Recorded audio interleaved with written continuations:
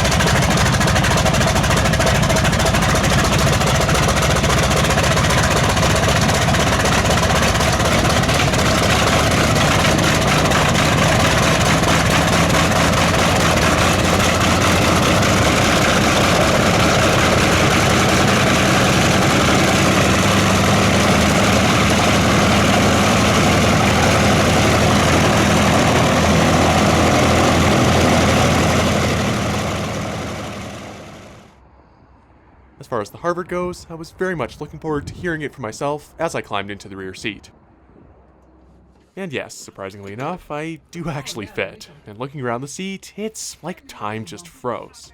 I've been going through my own flight training over the past few years, so being able to get a glimpse at how it was done generations beforehand is an absolute honor and a privilege. But I think that's enough for me. Please enjoy the amazing sound of this Pratt & Whitney Wasp as we depart Saskatoon, off of runway 09.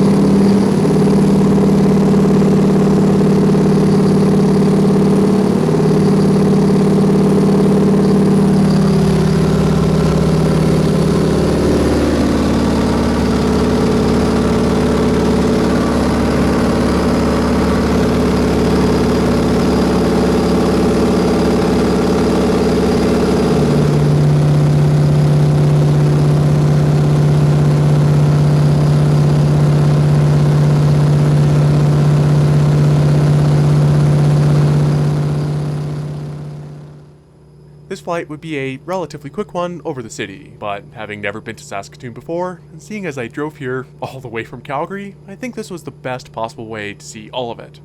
I even got a moment at the controls flying it on my own, which was a genuine treat. I just couldn't get over how it felt at the controls of something that was designed over 80 years ago.